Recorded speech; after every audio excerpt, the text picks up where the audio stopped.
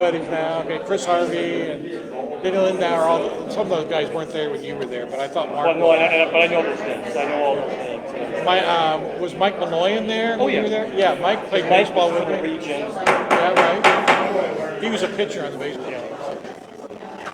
I'd like to call the June 25th Liaison Town Council meeting to order. Let's start with the Pledge of Allegiance, please.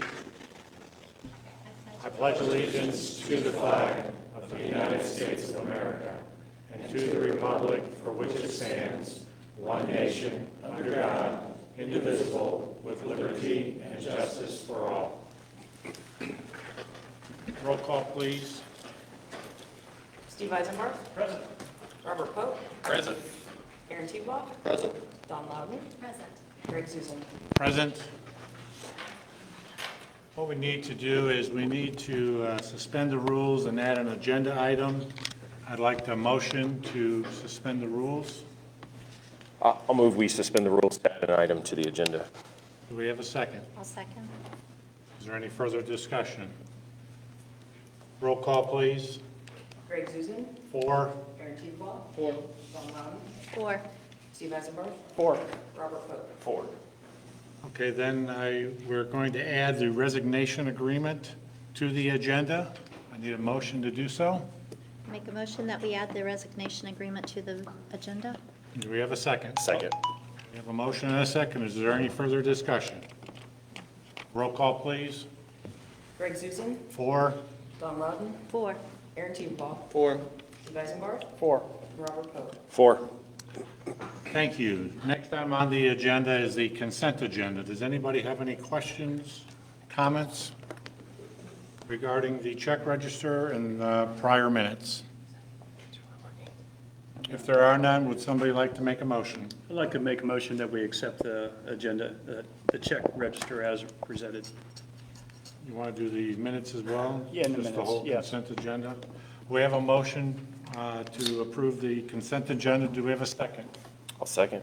We have a second by Robert. Is there any further discussion? Roll call, please. Greg Susan. 4. Don Loudon. 4. Robert Pope. 4. Aaron Tebow. 4. Steve Eisenbarth. 4. Next item on the agenda is the first of 2 public comment opportunities. If you'd like to come forward and address the council, please do so. State your name and address. There will be no back and forth dialogue, but certainly we will take your comments under advisement. So at this time, you may come to the podium for public comment.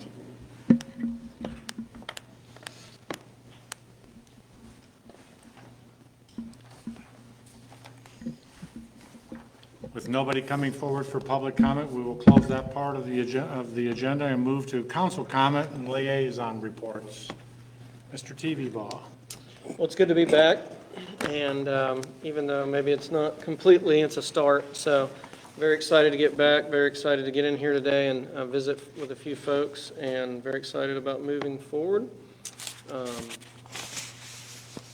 know it's been difficult. I know it's been a year of uncertainty, but I feel good about things moving forward. I think the second half of 2020 will be better, so I'm excited for summer to be here and all the good work that our folks are doing. So I'll just say keep up the good work and let's keep moving forward. Mr. Pope.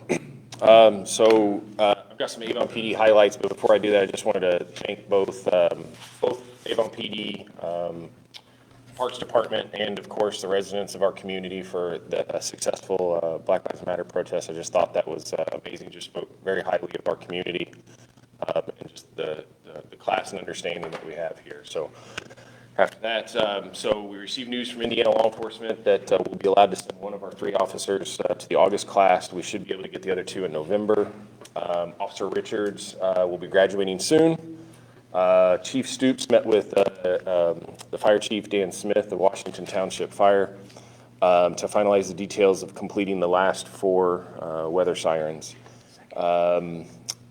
Big announcement here, the 2020 Citizens Police Academy is going to be going on and will start July 28th. Start date, July 28th? Yes. Start date, July 28th.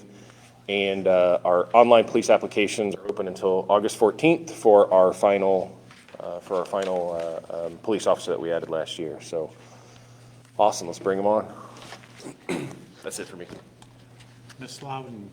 None of my outside meetings have been held yet. Looking forward to getting back to those also. The only thing I have to report is from the Parks Department, and that is that our new ladder ball and our cornhole courts are up and ready and available for public use. That's it. Mr. Eisenbarth. Maybe we should try it here, just Yeah. have it out here. We have a big enough area here. We did. Finance Committee met, Greg, myself, Sean, a few others, and that was on the 18th. And a few things that are going to be moving for, we're really targeting for July 23rd for our first review of the budget. And the budget is kind of the key thing that we're going to be looking at. I think we could still go aggressively and go for August to present to the council. So Greg, you may want to talk about some of these things about the food and beverage and about the revenue enhancements we kind of talked about. I don't know if we want to get into that. But I found it very helpful and good how we're moving forward. The funding with this COVID, surprisingly, we haven't had a lot of loss of funding in this. Now, yes, the food and beverage, all on 36, has lost some, but it's really not looking real bad yet. So I'll just say that the income source is not looking too bad, and that's the main thing we're all looking for and trying to watch and just see that. Other than that, UDO, I've kind of talked with everybody here. We've had that meeting. I guess that was maybe after one of our Zoom meetings that we had. And it might be good that we kind of table that coming up in the future, but we can talk more later on that. That's all I have. Thank you. Just to follow up on that budget item, I think it's early to tell that, with the revenues, it's a lot of that revenue we've already collected or you're escrowed in your residential mortgage and stuff. So those dollars are already kind of in the coffers. It's going to be a year down the road where we're going to have some issues. So I talked to our consultant today, and we're going to be doing a 2-year budget versus a 1-year budget to kind of plan for that. As Robert said, I hope our citizens realize what an excellent job our police department did, our parks department, even our staff did for the gathering and the assembly for Black Lives Matter. Just to be in that room with Sean and Brian and all of our officers is very humbling, and these people get it. And we are so fortunate to have the best police department in Hendricks County here in Avon. So thank you, you guys. Yep. Next item on the agenda then will be old business. There is none, so we will move to new business. Mr. Cannon. Thank you. Your first item is the 2020 crack ceiling bids. As I explained to you guys, this is part of our Keeping Our Good Roads Good program. And so preventative maintenance is much less expensive than paving and reconstruction of roads. And it's also a lot cheaper, and it allows us to actually do more maintenance. And so as I attached in there for this and the preservative seal bid, we do 1/6 of the town streets every year. So we have a program where we prioritize and we do those so that every 6 is being rotated. Every 6 years we're rotating and we're maintaining our streets. And so this year, I included with your packets, I won't run through all the information, but the crack seal bid, we did put out, our engineer's estimate was $100,097.45. We received 3 bids. The low bidder was American Pavements, Inc. American Pavements, Inc. is from Ohio. They have not done work for us before. I did reach out to them, and I had some conversations with them. I also checked some references from Ohio. I think I mentioned in the memo. They've done several projects for Ohio DOT, as well as some large cities like City of Columbus and City of Cincinnati. The references that I spoke to spoke extremely highly of them. They said they do a fantastic job. They said they're professional. They get in, they get out. They're on top of their traffic control, which those are all the issues that we're concerned about during crack sealing. Obviously, their bid's about $9,000 less than the next. So I've found nothing from reviewing the packets that would indicate we shouldn't award the project to American Pavements. So it is staff's recommendation that you award the bid to American Pavements for not to exceed $63,000.27. Happy to answer any questions. We rounded up to 27 cents. That's the profit. That's good. Okay, any questions for Mr. Cannon? So Ryan, I'm assuming without guess I'm just going to clarify that they use the same product that people in the past have used, and that's acceptable to you. Exactly, yeah. We actually put that in our bid documents, that we specify the material, and they have to use a material that's acceptable to us or that meets our specifications. So yes, they would have to use the same material. Okay, And they give that to us to prove they're going to do it before they start. okay. I always like the way you put the map in there to show them exactly what's going on and continuing. Is it still okay to keep up with the PACER rating? Is that looking pretty good to do that? It is pretty good. We've It's a been struggle, I'm really sure. successful. Yeah, I mean, Yeah. we're not doing it on a yearly basis. We're not reevaluating the PASER ratings, but our 6-year plan is based on those PASER ratings. And so we've really been so successful with our program that, as you notice in our map, we're doing whole neighborhoods at a time. Now, there's a chance we could have just paved a street last year, but we're still going to seal the joints and we're still going to seal that up, even though we may have just paved it last year. The cost of crack sealing is so inexpensive. It's actually, we found it's more efficient for us to just do a whole neighborhood at the same time versus kind of hopping around. And we get better prices as well. I sincerely appreciate it. I know I've said this over and over, but man, this guy, he takes on so much heat by opening up the roads and having it that way. But the public needs to know that this is being done in the most efficient and effective way, so our asset isn't deteriorating so fast to take 1/6 and do that. So it's a good use of public money. So I'll leave it at that, but thank you, and no other questions. No question, but I'll piggyback off what Steve's saying here. So those, that Keeping Good Roads Good program is something that Ryan, I'm saying this more for the public, just for your education here. It's something pretty awesome that Ryan's built up over the years, and in fact now is leading, like, public works directors across the state to kind of come to you to, for sort of mentoring on this program. So it's very efficient, very cost effective, and keeps our roads better for longer. It's a pretty awesome program. So good job, Ryan. It's a source of revenue. Can you charge them? Because we're going to need revenue. Yeah. Now, Ryan, within our budget, did we budget $100,000? Okay. We did, yes, Okay. yeah. And so remember, when, in the Public Works budget, we budget like a big MIP number, and that includes crack sealing, Okay. street sweeping, roadside mowing. It's all the programs that we do to maintain our streets. And so, you know, there will be fluff in there, and sometimes we have to spend less on something because something comes in more, and so we kind of adjust that within our budget. But we had specifically 100,000 budgeted for crack sealing. Yeah, you look at that top bidder, and it's like, whoa, if they went that far above engineer's estimate, we'd be in trouble, so. Any other questions for Mr. Cannon? If there are none, would somebody like to make a motion?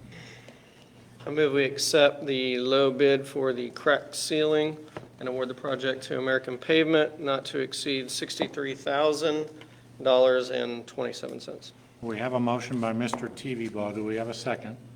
I'll second. We have a second by Mr. Pope. Is there any further discussion? Roll call, please. Aaron Tevenwall, 4. Robert Pope, 4. Steve Eisenbarth, 4. Don Loudon, 4. Greg Zuzen. 4. Next item on the agenda is the awarding of the 2020 Preservative seal bid. Mr. Cannon. Thank you. Yes, this one is a similar, the product's a little bit different. This is what we call a preservative seal.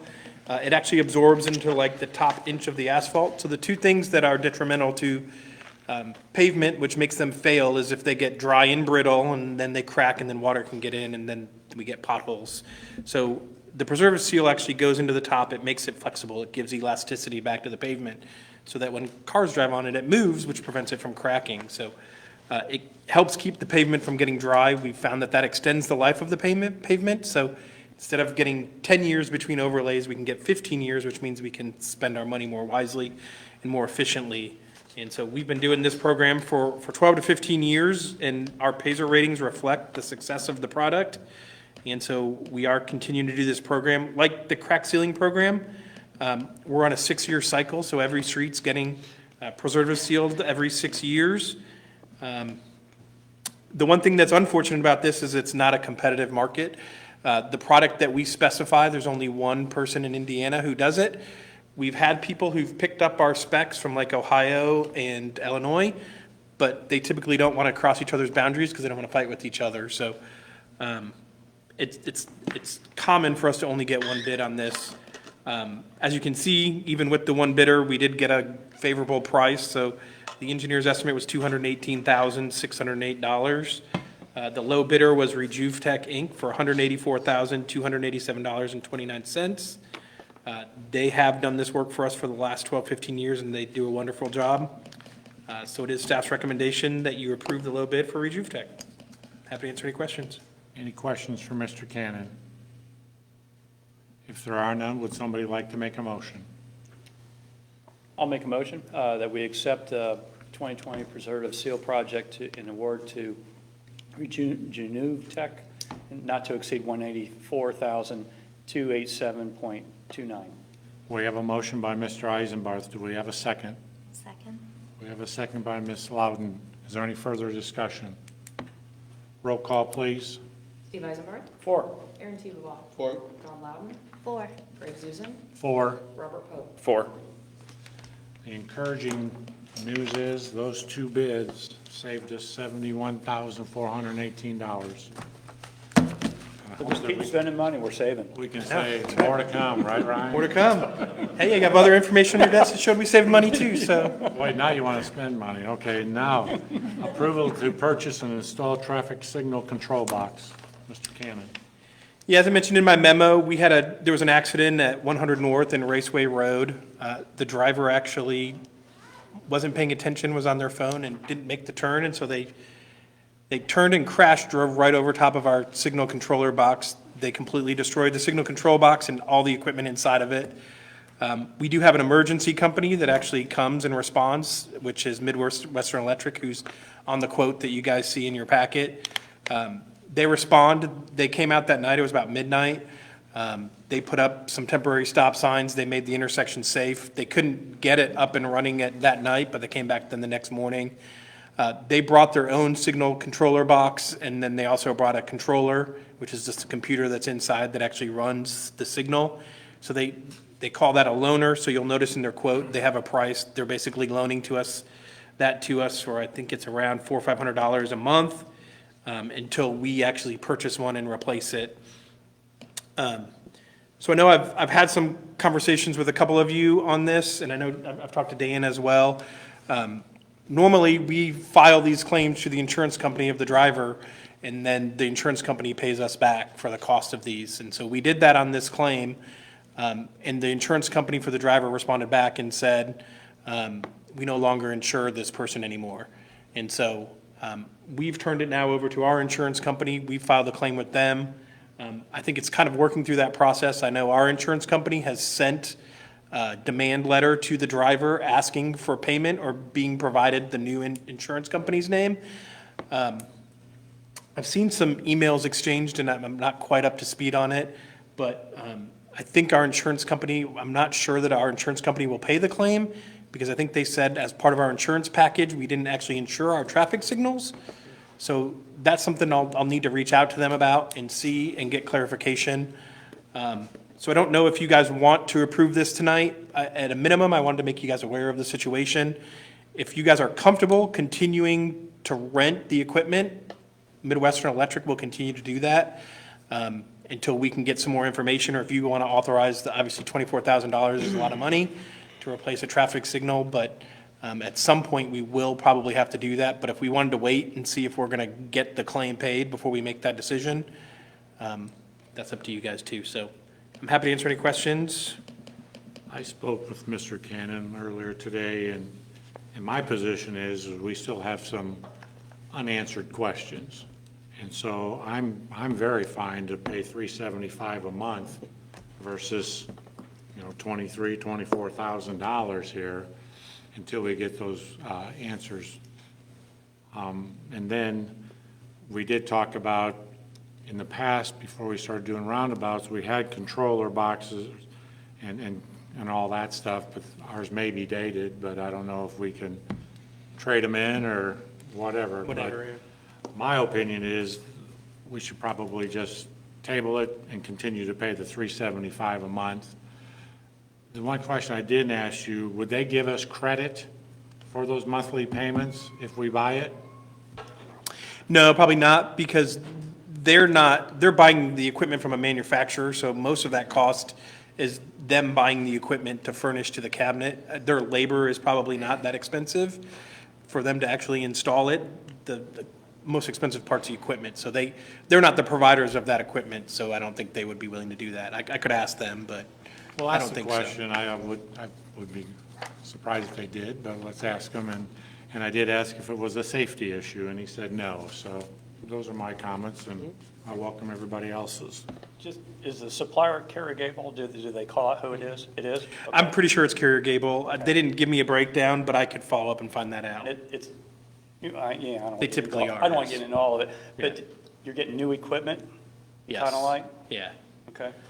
And it's interconnected to the Ronald Reagan? It is not interconnected. Okay. There's no interconnection set up in there? There is no interconnect set up on Reagan. The only place where there's any interconnect is on US 36. Okay.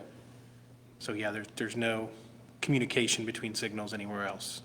That's true. That's way out there, 100 North and Raceway.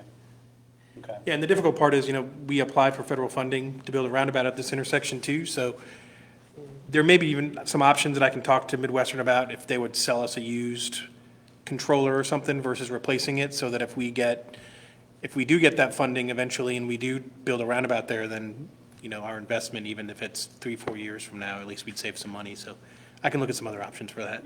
Partnering with the county too, since that's on the county border, right? I mean, and usually everything to the east, is that right? Yeah, to the east is the The east. county's jurisdiction. Now, I know the cabinet sits on the southeast. It's the southeast, so we maintain our eastern boundary.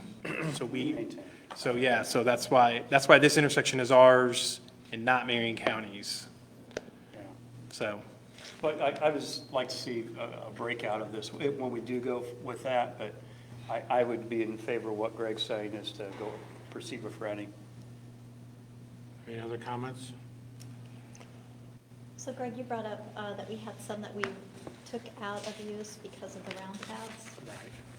And so Ryan, those can't be retrofitted into the box since we have extra? I don't think we can, so we have cabinets. I know we have old cabinets. I don't know if they're good, so like the components, when they go in use, they start to rust and stuff, so. Be a T3. Yeah, and so, yeah, it needs to be a certain type of cabinet, and so some of our older cabinets may not work. Plus, then they have to go through the labor of removing everything just to put a cabinet back down, so it may end up actually costing us more just to try to use one of our cabinets. The cabinets aren't what's really expensive, the controllers and all the computer equipment inside is what's expensive. And we haven't done a new signal for probably 8 years, so I'm guessing any equipment I have is probably 10, 12 years old. And if it even worked, it's probably dated and it wouldn't function in a way we want it to probably, so. We may be able to save a little bit, but I don't know that we'd be able to save the full $24,000. Make sure they have the Opticom in there, Yep, yeah. So my sense is that we'll table this and bring it back after you get some more answers. Ryan, thank you. Thanks. Next item on the agenda is the introduction of ordinance 2020-06, amending purchasing policy. Yes, one of the new laws that take effect next week is Senate Enrolled Act 197, which is really a homeland security provision which bars local governments from doing business with certain companies, information technology companies that are on a prohibited persons list that is maintained by the Public Safety and Homeland Security Bureau. So you just can't do business with anybody who's on that list. And so this new law requires us to amend our purchasing rules in order to cite that prohibition for technology. And that's what this ordinance would do. This is introduction only. Any questions from Mr. Taylor? Let's show for the record that ordinance 2020-06, amending purchasing policy, has been introduced.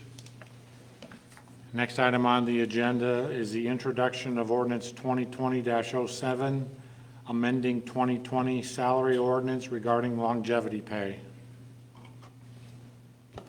Yes, this ordinance, again, amends your salary ordinance, and it would do so retroactively. You made a change in your longevity pay when you did your budget last year, raising the cap on longevity to $2,500 from $2,000. And so when you did that and changed your policies, we have to remember to come back and pick that up in the salary ordinance so that the clerk treasurer is authorized to pay it. So this is really just a cleanup ordinance that would amend your salary ordinance and fix that for all the employees. It's just introduction also. The only thing on this is you've got a red line number on there, if you want to catch that when we bring it back for the final reading. It's not 20,500? No. No? Okay. You guys want it to be, it can. Let us show that ordinance 2020-07. Amending the 2020 salary ordinance regarding longevity pay has been introduced. The next item on the agenda is the resolution 2020-14, approving the Harlan tax abatement annual filing. Laura? Take this off briefly, just so it's not. So you guys all have in front of you the original SB1 and the latest CF1 form for Harlan's 10-year abatement. The memo in front of you as well. I apologize, our microphone does not work, so we're going to. Oh, okay, okay. Sorry. I feel like a deep show host. So I won't read through all of this, but I will go over the fact that the original $10 million estimated personal property that was realized in 2017 did come under that $10 million estimate, but it's been found in compliance the last several years. So we recommend that they still be found in compliance. Additionally, you'll see the original estimates for jobs and wages. While they are under the original 700 estimated jobs, they are extremely well above the estimated wages. That is in part due to the fact that they've got a higher trained workforce than they originally estimated, probably due to the equipment. Again, while that number is decreased, they have exceeded that salary level by over $12 million. In addition to that, they have also spent the last year and a half to 2 years working with our organization to access training dollar grant or grant training dollars that we had available. Those funds have been used to train multiple different levels of their employees and staff, but have also been used to do leadership training for their management team, which has really affected their ability to retain that level of employee. So again, we recommend that you find them in compliance with that, with the 10-year abatement. Any questions? Questions for Laura? Are they having any better luck finding employees? I know last year, I believe it was the president came in here and told us he was really struggling finding help, so. It hasn't been an ongoing conversation with our organization. I don't know if there's any additional comments you want to make on that specifically. I'd like to stand up here. If you could, yeah, just so they can hear it. Yeah. Okay, thanks. I'm Patrick Jones. I'm the controller of Harlan Bakeries. And since the COVID pandemic in April, we've had challenges hiring employees. That has been one of our number one issue with the pandemic. Although we reached out to several local companies who were laying off employees during that time, we were not successful in drawing qualified candidates from those companies. Our biggest challenge has been the compensation through unemployment claims, including the extra 600 hours weekly that each qualified individual receives as they're unemployed. Most of these people are making more money on unemployment and are not seeking gainful employment. So as you can see, we currently have 76 people vacant positions, and we're having the difficult time of finding qualified candidates because, as you can tell, they're basically making out by staying at home on unemployment. So that is one of our number one issue, is gaining qualified candidates. What is your starting salary pay? For a baseline position, entry level is $12 an hour. These people have been laid off and obviously are making more money. Did the bakery ask for PPP money then as well? We have, right. And the shortage in the investment in equipment, do you see that going up next year, or are you going to be purchasing additional equipment next year? Yeah, we've been buying equipment.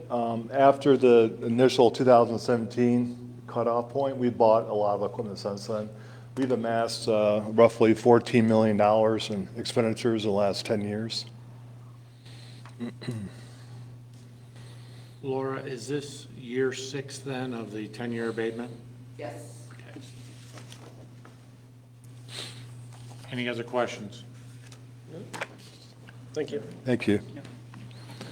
Would anybody like to make a motion regarding Resolution 2020-14?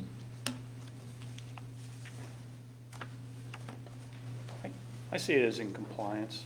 I mean, I see it as substantial in compliance, so then I would like to make a motion that, what we accept, right? Proceed with it. Resolution 2020-14, approving the Harlan tax abatement filing as presented.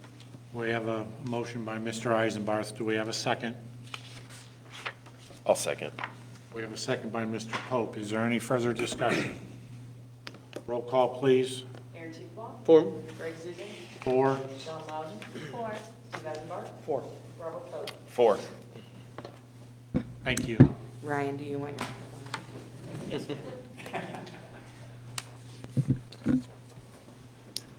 The next item on the agenda is Resolution 2020-15, authorizing transfer of the supplemental income tax distribution to the rainy day fund.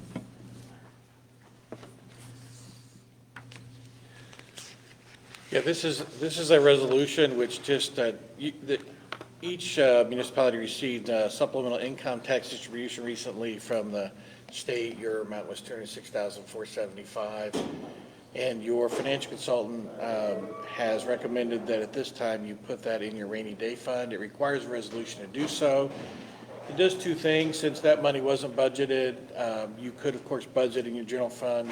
The rainy day fund, it's difficult to find money for that, and if you do have a rainy day, you really need it, it's good to kind of sock some money in there if you can. It also, as is mentioned in the memo by Mr. Geratas, you do plan on issuing some bonds, and this, any additions to your rainy day fund show good stewardship of your funds, and will just likely raise your bond rating or keep it where it is, which is good. So this resolution simply authorizes the transfer from your general fund to your rainy day fund. Any questions for Mr. Taylor? If you remember, this was on one of the prior agendas, and I asked that we table it till I talked to them, and I don't disagree. I agree with Mr. Geratas as we go to bond for 100 South. So, I mean, we're a AA right now. We can get to AAA, but I don't know if it's AA plus but I think it's a good move, and it shows us we're good stewardships of the monies as well. And on a bond the size that you're talking about, the savings in the lower rate will be substantial, and if you start looking at how much you can save for moving that 200,000, it probably is a very significant amount of money. Is anybody prepared to make a motion regarding Resolution 2020-15? I'll make a motion that we accept Resolution 2020-15 to move the money from, to our rainy day fund. We have In the a- amount, do I need to say the amount? In the amount of $206,475. We have a motion by Ms. Loudon. Do we have a second? I'll second. We have a second by Mr. Pope. My only question is, do we have the dollar amount, the correct dollar amount? I don't see it. Yeah, $206,475. Yeah, she quoted it right. Okay, got it, okay, thank you. I was looking at something else. just can't That was keep them happy, 271. Too much paper. That's what I'm looking at. See how you can tell I'm an old dinosaur? I've got paper, you guys got Surface Pro. We have a motion, we have a second. Roll call, please. Greg Zuzen. 4. Don Louden. 4. Steve Eisenbarth. 4. Robert Pope. 4. Aaron Tupelo. 4. Next item on the agenda is the resignation agreement. Somebody like to make a motion? I move that we accept the resignation agreement as written. Pardon me. We have a motion by Mr. Pope. Do we have a second? Second. We have a second by Mr. TV Ball. Is there any further discussion? Roll call, please. Greg Zuzen. 4. Don Louden. 4. Aaron Tupelo. 4. Steve Eisenbarth. 4. And Robert Pope. 4. Thank you. Next item on the agenda is legal counsel. Mr. Taylor. Just have two things for you tonight. First, I noticed in the Harlan Bakery original approval that Mr. Turner and Mr. Jackson are both present here tonight. We're part of that approval, so it's good to have you guys back. Putting you on the That's why they came, right? This is part of their oversight duties on compliance, so they take their job seriously. I was impressed with that. But you had one ordinance tonight that involves new laws, and the good news is that most of the new laws don't require ordinances, but we will be working with your staff over the next couple of weeks to make sure that they're briefed on any new procedures. There are about 13 different things we'll be discussing with them. All of your departments are affected. But the good news is you don't have to pass a flurry of ordinances. This was the only one that really affected your code. So that's the good news. The bad news for the staff is they're going to have to sit through some meetings with us about how to properly implement the other things that are new that will take effect July 1st. Thank you. Thank you, Mr. Oh, Taylor. I should also report, I'm sorry. We have successfully completed all of the takes on the 100 South project. That was, we were doing 4 things at once, but since we saw you last time, that has been accomplished. So Mr. Cannon and Mr. Ray have been working extremely hard. And we had a couple of court proceedings this week, but those all went our way, and the take was awarded. We reached an agreement with some of them on money, and the ones that are not just moved to the next phase, which is appraisal. And then when those appraisals are received, Mr. Kane will be coming back to you to talk about tendering the money for the actual transfer. But the good news is that after a little touch and go on some of those, we were able to successfully get that first step done, which is the really important part, with all of the landowners along there. And so just so you know, that has been a little longer process with the shutdown of the courts. It was all scheduled to be in March, and it all got shoved back to June, but we did complete all of those, so I'm happy to report that to you as well. Can they start the relocation process before they get the appraisals on those couple of parcels you're talking about? No, we have to control the property first, but once the appraisals are done, unless we see something really unusual in them, within the appraisals, we can tender the money, and then the auditor would transfer the land that we've asked to be transferred to us. Then Mr. Cannon can get all of that actual site work done or began, and then if the landowners agree with the appraisal amount, they can accept it. If they don't, they can take exception to that, and they can ask for a trial, and that trial part does not slow down our project. So really crucial step in the process. The one that Ryan and I worry about the most is doing what we need to do to start a project, and the rest of it, the chips can fall where they may, but we need to get that first part done. So I know that you've heard a little bit about those, but we were able to this week on Monday and Tuesday finish the last 2 pieces of that, and we appreciate the landowners working with us, and we've generally had a lot of cooperation there, and been a lot of work for Mr. Cannon, but we've gotten to that point. So We can call it the Cannon Parkway when it's completed, or the Cannonball. I've got a kudo to Cannon for the bids on 100 South. Yeah. 5 bidders, Yeah. good numbers under the engineer's estimate. So we'll have a kudo to Cannon. Yeah. We'll have a little plaque that we'll put out. The next item on the agenda is the second public comment opportunity. If you'd like to come forward at this time, state your name and address. Oh, yes.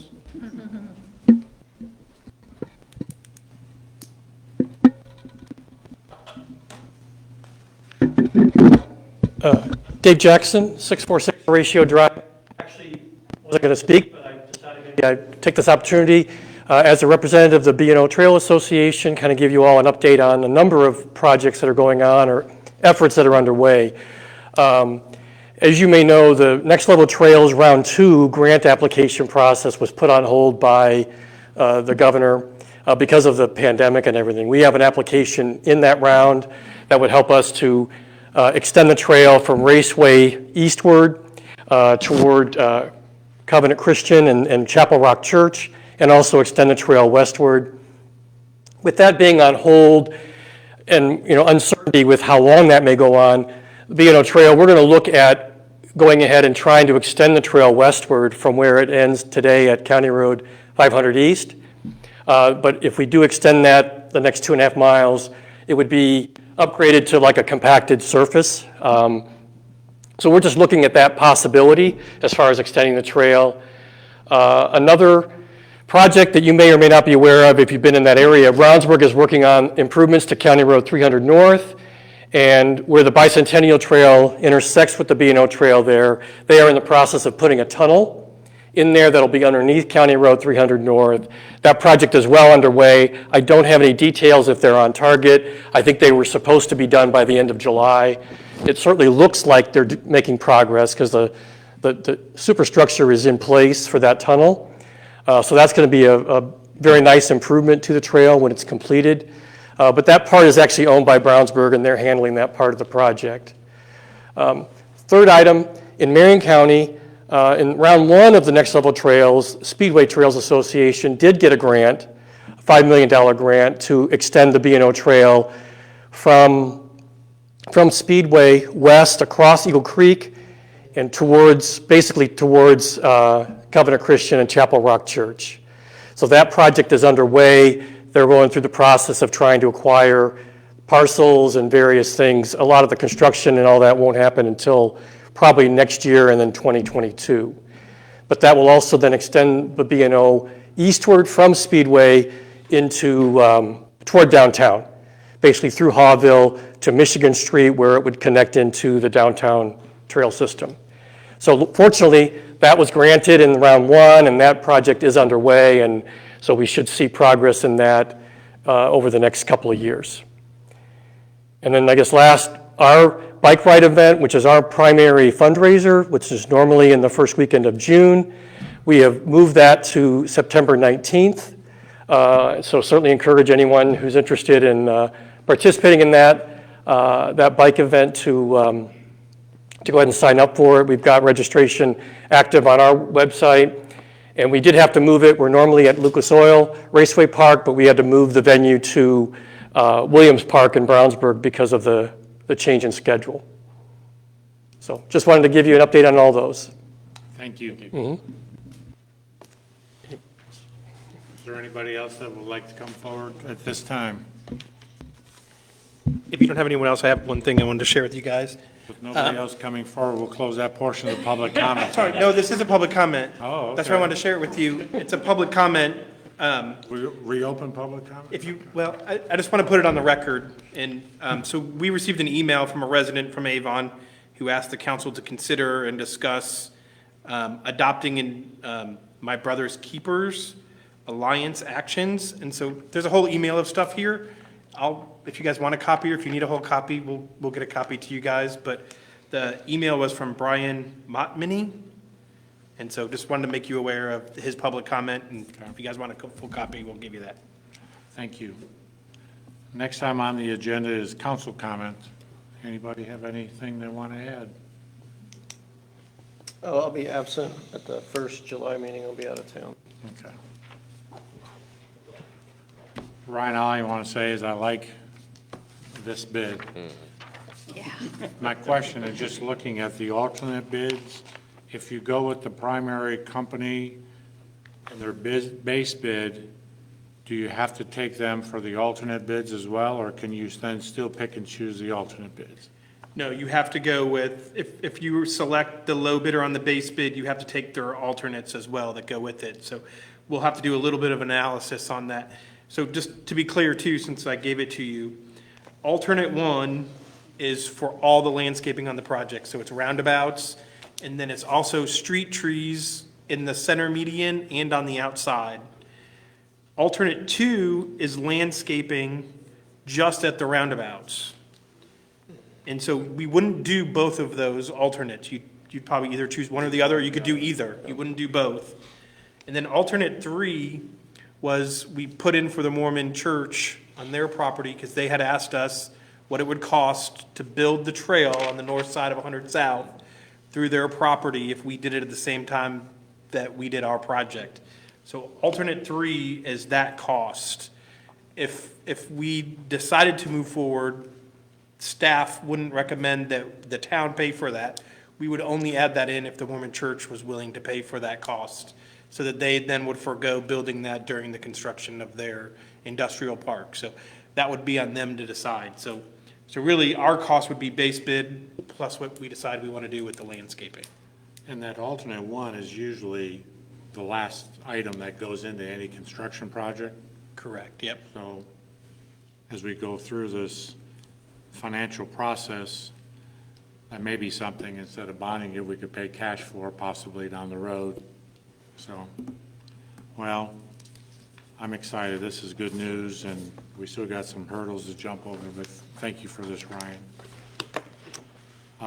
Council calendar.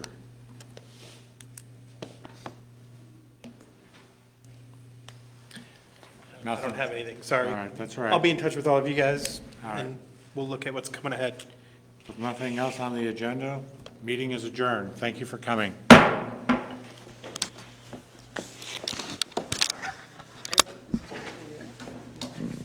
And do you have a clean copy of this? In my window, it worked.